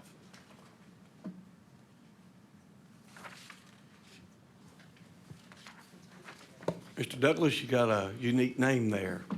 Yes, sir. So anyway, you want to tell us your story? Yes, sir. Pretty much I was just on drugs. I was a drug addict. I've been clean now for almost 4 years, never going back, but I made a lot of mistakes due to drug use and hanging out with the wrong people. Grew up in foster homes and stuff. No excuse, but it's just pretty much the gist of the story. I got on drugs, was addicted. I would have did anything to get high, and now I've been clean almost 4 years. Questions from the commission? Commissioner Jackson, I'm trying to, I didn't hear the staff, what he had done, but since he's already at the mic, on the aggravated burglary, can you share with us a little bit about that? Yes, sir. So one of them, the first one was me and some friends were just hanging out, walking around, and there was we were walking through a baseball, like a bunch of baseball fields and stuff, and noticed on the concession stand where all the candy and stuff is, the window was still wide open. Nobody was there. So one person reached in and grabbed a candy bar, and then somebody else reached in and grabbed a candy bar, and then somebody else jumps in and goes into the window, and before you know it, they trashed, everybody trashed the place. I was the only one that got identified, and so I didn't tell on anybody else. I just took my charge and did time for that. The second instance was I was living with somebody, and we were all on drugs, honestly. I had my stuff in the house. They waited until I left to tell me not to come back. I just wanted my stuff, my belongings, and I tried to get them to give them to me. They refused, and so I went into the house when nobody was there and got only my stuff. And then they actually lied to the court and said that I'd stole a boat and all kinds of other stuff. I ended up having to pay for that boat. I've never had a boat, so. Are you paying any restitution? I've already paid it all off. I owed $12,000 in restitution, fines, and fees. I paid every bit of it off when I got out in 2021.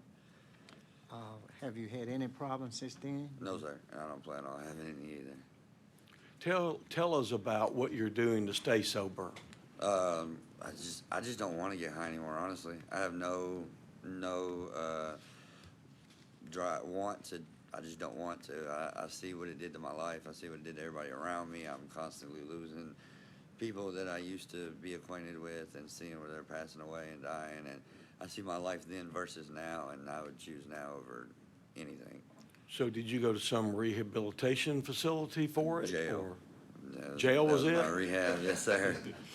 Wow. That'd do it for me. Yeah. Are you attending like AA or NA or any of that stuff? No, I'm sorry, I don't know who's speaking to me. No, I'm not. I just, like I said, when I got out, like, kind of like the guy said when he was in prison, and one day he just woke up and just knew he didn't want that anymore. It's kind of the same story. I knew when I went in, I didn't want it anymore.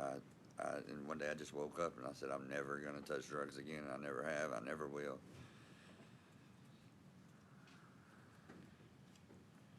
What have you been doing since you got out of prison?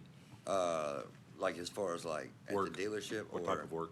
Well, I was doing like roadside assistance. I actually got my business license and stuff and did like a roadside assistance deal. Wasn't very profitable, so I stopped doing that. And then I work for Josh now. He's kind of giving me every opportunity. I do like internet leads and detail cars for him. And he told me, he's like, if you need to get your sales license, and he said he'd back me the whole way, and he has. And that's what I'm trying to do. I want to sell cars. Any other questions for Mr. Douglas? And if not, let's hear from who you brought with you. Tell us your name and how you interact with Mr. Douglas. Yes, sir. My name's Joshua Mann. I'm the owner of Volunteer Auto Sales. I think I've known Mike for about a year now. He's an awesome guy. I met him. He was trying to help his sister get a car, which he actually did. Helped put money down for her so she could get in a car. She has kids, and the vehicle that she had was broke down. But Mike is the type of guy that literally get his shirt off his back to help somebody out. I'm a veteran, and I am very particular at who I have at my business. Trust, loyalty, stuff like that's very important to me. Honesty with customers. I could trust Mike with my business if I needed to. I know it's gonna be just like me being there if I were to need to be in that situation. So, Who will be overseeing him, working closest to him? I work every day. I'm always there, so he'll be there with me working. So you got a small operation, so you're Yes, the sir. one We that's sell about 30 supervising. cars a month. We're actually the top-rated dealer in Lebanon. We try to do our best to take care of every customer the best we can, sell quality cars. That was honestly the first thing I told to him is never lie to a customer. Always be honest and upfront. Car doesn't go up front with any issues, so, but he'll be right there. I'll be right there with him the whole time. Okay. Questions from the Commissioner commission? Jackson, how long has he been with you? I would say probably about 4 or 5 months now. Okay. And his situation, did he explain to you when he Yes, first sir. came? We've had talks about it. Yes, sir. Do you have any type of drug system in your company? I have urine test. Me and him, we're up there pretty much 24/7. I mean, we're up there 7, 8 o'clock at night most of the time working. I have another guy in the back. We're always there. I mean, we've done a few random drug tests, and I've never had any issues with Mike. Nothing for me to suspect him of doing anything either.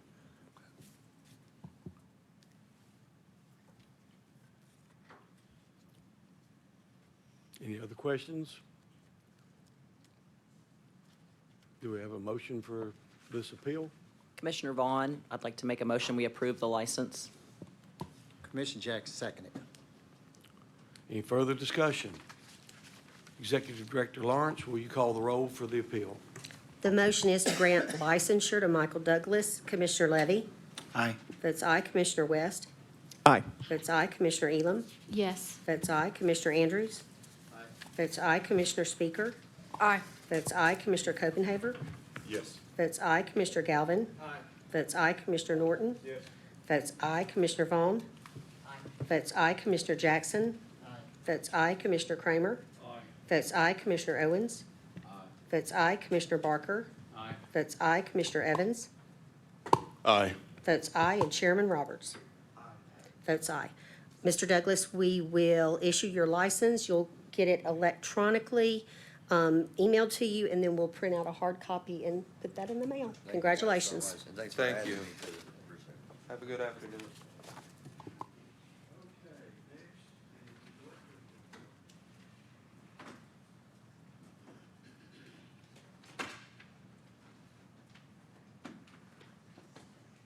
Apologies. Yes, director's report. We're sort of in status quo, a lull.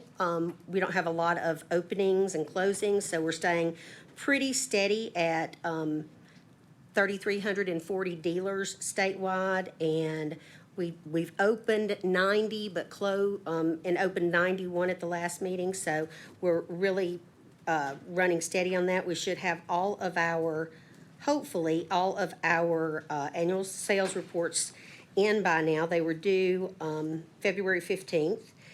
And we continue to license in less days than any other program. I'm very, very proud of my staff. Tim in particular, who is specifically responsible for licensing, the salesman, Marcia and Jim and Barry for staying on top of our dealers, and I can't sing their praises enough. You'll notice the disciplinary action report through March of 2024, we collected $10,750. One thing that I am going to start doing, because I think that it would be beneficial to you guys, and I know that some other programs do this, I'm going to share with the industry and the commission monthly our disciplinary action report that's on the website that you can access by clicking, but I thought it might be helpful if I just sent that directly to you and to our industry partners monthly to let them know what was going on. Also, I wanted to mention, I failed to follow up. I emailed everyone sometime back about media requests and how we should handle those. And I apologize, I dropped the ball. I meant to email you all back and say, nothing's happened. We haven't had any media requests, but another program had, and we got together and discussed how we would handle those going forward. And, I mean, obviously, you are welcome to say whatever you want to say, but if you would like to punt to our communications director, that is also available to you. Just to chime in there, because Yes. I was a part of a media request in the last year. Yes. Do we need to watch out? I mean, is there a chance that we could have some of our decisions appealed before us, or we'd have a second hearing of something or anything like that? Would that make it probably wise that we just don't get involved in those? Yes, because And that as was a kind matter- of the story I told the Right. journalist. I Right. said, there's a chance I may hear this again, Exactly. so I don't need to go on record opining. Exactly. As a Yeah. matter of fact, we had several represents on this legal report, so that makes perfect sense, and I think that's absolutely a valid comment all the time. But also, just to remind everybody, I sent out a notice that we will have a special meeting on May the 29th, and I'm pretty sure that I've heard from everybody, I think, that they can be there, and it's absolutely not a big deal. We just have several dealerships that have a multitude of complaints, and we wanted to handle them all at one time so that we could focus on those instead of including them on our legal report. And we actually, frankly, have not gotten back all of our investigations yet. So Do we know how long that will take? that meeting, I don't think it'll take more 3 than. hours, Oh, maybe, no, 2? no, hour and a half. Hour and a half, tops. okay. Tops. And that's all of my report. Okay, do we have a motion to accept the director's report? Commissioner Jackson, motion to adopt the director's report. Do we have a second? Second, Commissioner. Any further discussion? Executive Director Lawrence, will you call the roll to accept your report? Motion to adopt the director's report, Commissioner Levy. Aye. Votes aye, Commissioner West. Aye. Votes aye, Commissioner Elam. Aye. Votes aye, Commissioner Andrews. Aye. Votes aye, Commissioner Speaker. Aye. Votes aye, Commissioner Copenhaver. Aye. Votes aye, Commissioner Galvin. Aye. Votes aye, Commissioner Norton. Votes aye, Commissioner Vaughn. Votes aye, Commissioner Jackson. Votes aye, Commissioner Kramer. Votes aye, Commissioner Owens. Votes aye, Commissioner Barker. Votes aye, Commissioner Evans. And Chairman Roberts. Aye. Votes aye. Okay. Next, we have We got to adopt the legal report. Thank you, Chairman. I'm just going to read the few changes that we made during our legal review. I'll start with number 11, which is 2023-065231. In addition to what is already listed, we will be referring this to the Mississippi and Kentucky Motor Vehicle Commissions or their appropriate agencies and sending a letter of warning for unlicensed activity. On number 12 and 13, which are 2023-054201 and 2024-002731, in addition to what is listed, we will be referring these complaints to local law enforcement. Those are the same respondents. On number 14, let me get the number. Oh, I've got it.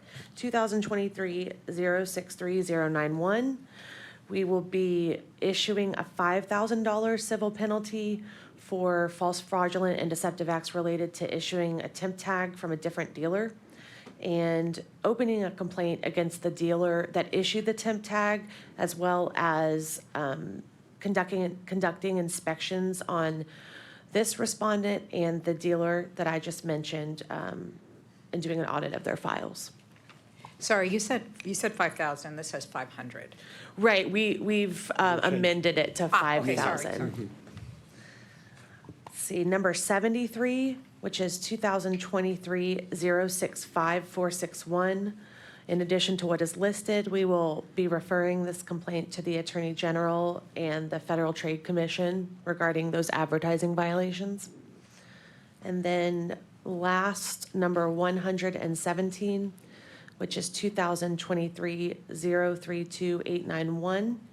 We will close that complaint, but open a complaint against the auction that is mentioned in the summary, who allegedly issued or provided not the most recent title. And that concludes the changes for the legal report.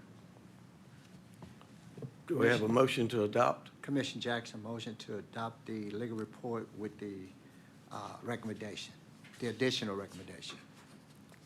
Okay, you have a second? Any further discussion? Executive Director Lawrence, will you call the roll to accept the legal report?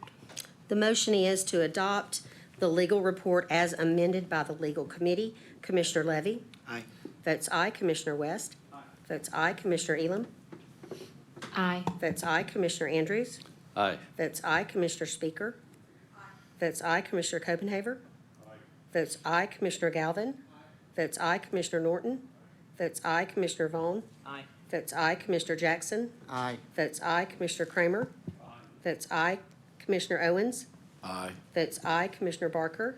Votes aye. Commissioner Evans? Votes aye. And Chairman Roberts? Aye. Votes aye. You adopt. Okay. Next is legislative updates. Neil, you want to take that for us? Okay. So the first legislative update is regarding electronic titling. And I want to thank Denise for her work on this because a lot of these were provided. I'll brief you on them and let her chime in if I miss anything. But electronic titling, Senate Bill 1837 and House Bill 2075. This directs the Department of Revenue to procure and implement a statewide electronic lien and title system, a program allowing the exchange of lien and title information with lien holders by June 30th of 2026. And the bill is effective upon passage. And it was signed by the governor, it looks like on April 22nd. Next is public automobile auctions, Senate Bill 2013 and House Bill 2268. And this clarifies the definition of a public automobile auction such that it means an entity, individual, or person that offers motor vehicles for sale to the highest bidder. This change directs the auction to maintain the motor vehicle dealer license rather than the auctioneer. The bill was brought by the auctioneer industry to provide clarity on whether the auctioneer must also maintain a motor vehicle dealer's license. The Motor Vehicle Commission was supportive of this change, and the effective date of this is Public Chapter 585, effective date March 15th of this year, signed by the governor on March 15th. Next update is the Chattanooga Charity Auto Auction, Senate Bill 2001 and House Bill 2146. This is the annual bill authorizing a charity antique auto auction in Chattanooga that was signed by the governor on March 25th. This bill provides for the annual auction to be held between October 1st and October 11th. The next update is regarding franchise and excise tax collection. This is Senate Bill 2103, House Bill 1893. This is a bill revising the method for franchise and excise tax collection brought by the Department of Revenue and is making its way currently through the legislature. It remains in different forms in both the House and Senate. It's likely headed to a conference committee for final resolution. Once it's in its final form, the bill will provide an avenue for the issuance of refunds to taxpayers under certain conditions, and we should have further clarity on this bill at the July meeting. The next update is regarding advisory opinions. This is Senate Bill 2588 and House Bill 2097. This requires all regulatory boards attached to Commerce and Insurance and to Health to issue advisory private letter rulings regarding any matter within the entity's jurisdiction to any person who is certified, licensed, or registered by such state, and to assess a fee for the issuance of these rulings. April 16th, the House substituted Senate Bill 2588 for House Bill 2097 and passed Senate Bill 2588 as amended. That's currently where we are. Again, this requirement's for all state entities and programs that are administratively attached to the Division of Regulatory Boards to issue advisory letter rulings. We anticipate heavy involvement from legal in the drafting of these, yet to be determined kind of how it's fleshed out and worked out. But it seems to, my take on it is that it would be the program that would be officially, or the commission that's officially issuing the rulings, signing off on the rulings, obviously with very heavy involvement from legal. Most likely would have to come before the commission for these to officially be discussed and to be issued. But of course, with heavy assistance from legal, still waiting to see how that actually works out in practice. Towing updates is the next update. This is Senate Bill 1692 and House Bill 1731. This deletes outdated statutory references to towing and places them all under a new chapter, TCA 5531-101, which is the Modernization of Towing, Immobilization, and Oversight Normalization Act. This bill was filed in response to recent towing abuses. It prohibits a commercial parking lot owner from booting or towing a vehicle if it is not abandoned, prohibits the use of an automatic license plate reader to enforce the owner's parking requirements, prohibits the charging of a penalty for non-payment of parking in excess of the actual cost to park, but they may charge up to a $50 late fee if not paid within 30 calendar days, prohibits a vehicle from being towed without authorization from the owner until 12 hours have elapsed since it was observed, and establishes a violation of such as a violation of the Consumer Protection Act of 1977 and authorizes the Attorney General to bring an action for alleged violation. This bill was prompted by the increased towing of big rig trucks. Other states have adopted similar legislation. And it looks like this passed the House as amended on April 22nd. That's all I have. Do we need to adopt this? No. Okay, just information. Okay. Next, committee reports. Audit is first, and Commissioner Melton is not here today, so I'm going to take her place on this. The Audit Committee met on 2/22 of '24 to review our existing budget and financial projections. Included in your material are budget closing documents for fiscal year 20, 21, 22, and 23. This document is reflective of our actual expenditures and revenue. Additionally, you will find a document entitled Reg Board's Projection Fiscal Year 24 through 27 Motor Vehicle, which represents a projection for expenditures and revenue for 24, 25, 26, and 27. As is have I gone too? No, I'm doing it right. I'm sorry. Yeah, I'll be taking yours in a moment. Without benefit of raising our fees, we will exhaust our existing reserve and be in the red by fiscal year '26. Based on these projections, the Audit Committee adopted the projections as presented without benefit of a fee increase and recommended that the Rules Committee consider raising our fees. And I would like to entertain a motion to adopt the Audit Committee findings, okay? Okay. Do we have a Commissioner second? Vaughn, second. Any further discussion? Let's have a roll call vote to accept the Audit Committee. The motion is to accept the recommendations of the Audit Committee. Commissioner Levy? Aye. Votes aye. Commissioner West? Aye. Votes aye. Commissioner Elam? Votes aye. Commissioner Andrews? Aye. Votes aye. Commissioner Speaker? Aye. Votes aye. Commissioner Copenhaver? Aye. Votes aye. Commissioner Galvin? Votes aye. Commissioner Norton?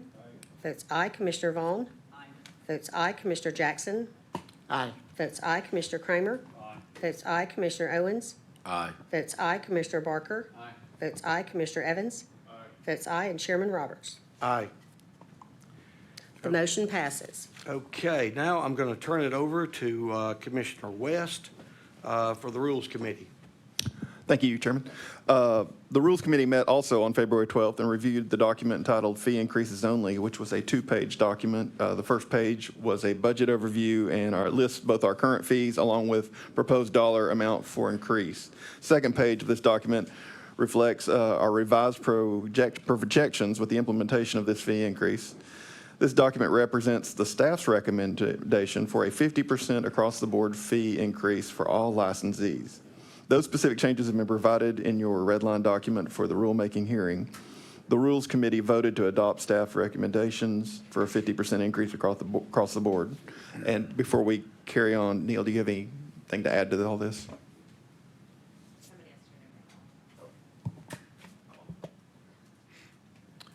So the rule amendments before you are, the first one, I won't go through them in detail, but the first one deals with the, if you'll remember in one of the protests, we dealt with the petition for reconsideration, and it was discussed that we did not have a rule for delegation to the chair or acting chair to be able to decide the petition for reconsideration.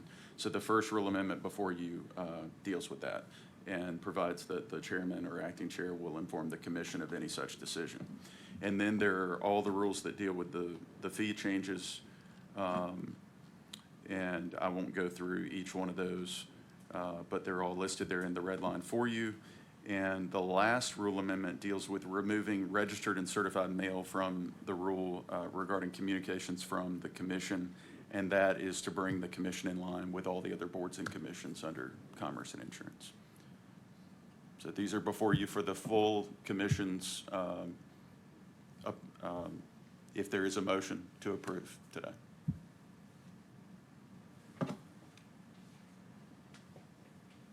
That's me. I would entertain a motion to adopt the recommendations of the Rules Committee. So moved.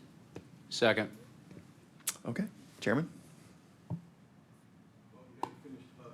The motion is to adopt the recommendations of the Rules Committee to increase fees by approximately 50% according to the schedule that you have in your packet.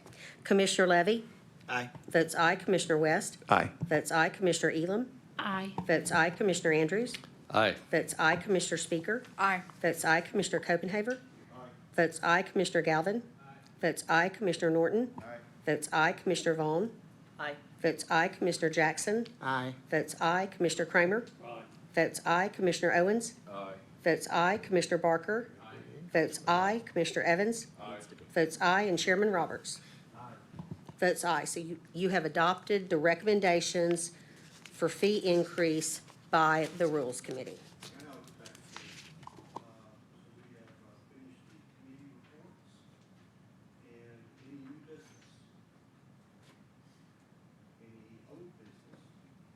Can I just add a couple of comments about the rules? This gets really confusing, so I just want to make sure everybody knows what we've done today is adopt staff recommendations for changes to our rules, specific to increasing our fees. Now, what Neil will have to do is file those with the Secretary of State, and then eventually we will get a hearing in front of the Government Operations Committee. So we're a ways away from all of that going into effect, but this has started the ball rolling. We will also have another set of rules at some juncture, if you'll remember, that Assistant Commissioner Martin talked to you guys about back in January, about just some cleanup. I don't think there's anything remarkable that we're looking at. We just wanted to make sure the two were separate, so it didn't get too cluttered and too confused. And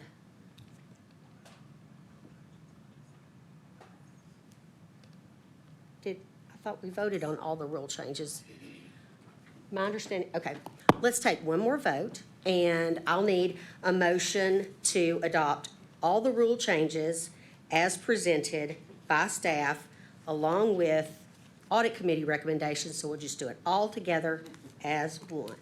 And along with authority, a motion to grant legal the authority to set a rulemaking hearing date.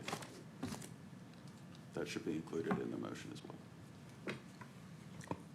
He stated the motion, if someone will just say they made it. I move forward that motion.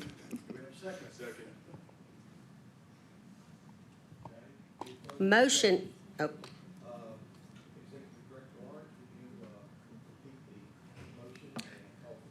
The motion is to adopt all of the changes recommended in the rules red line, as well as the recommendations or acknowledgement of what the audit committee looked at, along with authorization for legal to schedule a rulemaking hearing. Commissioner Levy? Aye. Votes aye. Commissioner West? Aye. Votes aye. Commissioner Elam? Votes aye. Commissioner Andrews? Aye. Votes aye. Commissioner Speaker? Aye. Votes aye. Commissioner Copenhaver? Votes aye. Commissioner Galvin? Votes aye. Commissioner Norton? Votes aye. Commissioner Vaughn? Aye. Votes aye. Commissioner Jackson? Aye. Votes aye. Commissioner Kramer? Votes aye. Commissioner Owens? Votes aye. Commissioner Barker? Aye. Votes aye. Commissioner Evans? Votes aye. And Chairman Roberts? Votes aye. From a procedural standpoint, we've approved these fee increases, but you have to go before government operations, and if they adjourn this week, that could be January. Oh, it will be next year. So it'll be It will January, February absolute- before yeah. you could even have that hearing. Yeah, I'm sorry, I should make that clear. Yeah, it absolutely, we may go before GovOps. They meet all year round, so we may actually end up there perhaps in the fall, but I seriously doubt it. But no, they won't go into effect until next year at the earliest. Okay. Also, let me just point out, there's one more document. It's called February NPS. This is our net position statement. I just wanted to get you guys comfortable looking at that. I'm going to start providing that to everybody at every meeting so we can keep up with what's going on and have some idea of where we stand. That's it.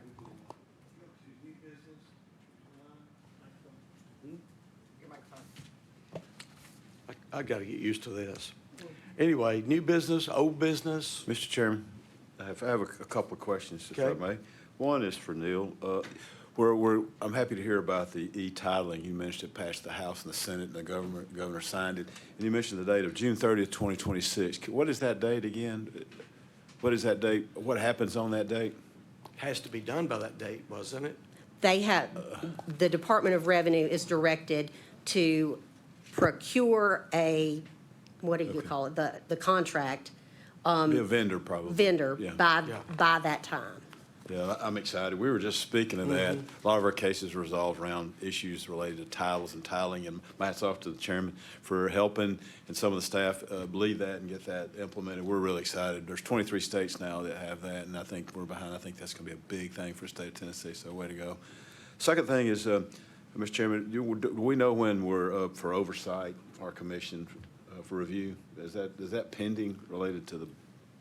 I'll have to look at the schedule, Okay. but we just did it in 2020, and they gave us 6 years. Okay, I couldn't remember. I was there. You're talking Yeah. about the sunset. Yeah. Yeah, sunset. Yeah, I I was think there it'll with you. be, I think Yeah, it'll you were be 26 Okay. Yeah. when that happens. Good. All right. Thank you, that's all. Okay, any public comment on anything that was discussed today? Yes, ma'am. You will stand and tell us your name? Hello, Come to my the name- podium. Okay, sure, absolutely.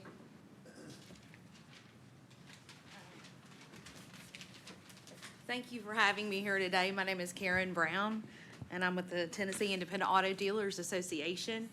I've been the executive director for 2.5 years all total with the association, but for the last year as the executive director. We are a continuous improvement program of work, as you know, and we've been working very, very closely with Denise and the Motor Vehicle Commission, doing education every 6 months. So this is very good for me to be here today and to see this, you know, in progress. And I really appreciate what you all do. As you know, education is such an important thing for our dealers. And to see these young men up here at the podium just looking for a second chance, you know, makes my heart proud that we are extending that. So it's our responsibility collectively to make sure that we move forward. We have 82% of the dealers in Tennessee are independent dealers. So we are definitely looking forward to more education, compliance, safeguards, you know, the CARS rule, ELT. There's so much to work on. So I just wanted to say hello and thank you for having me. Thank you. Appreciate you being here. Thank you, Karen. Before we adjourn, can I make one small announcement? Today will be Neil's last meeting with us. He will be leaving us. I guess, you know, they come and they love the commission so much, they just can't wait to leave. I don't know. But no, he's had another opportunity, and we're very proud of him. So he's going to be leaving us. Erica and Taylor are not going anywhere for fear of, you know, firing squad. I mean, we will continue to carry on, but we just wanted to wish Neil good luck and thank him for his service. Thank you. Thank you for your service, Neil. Thank you. Got a motion to adjourn? So moved. Any further discussion? All those in favor say aye. Aye. Opposed? None.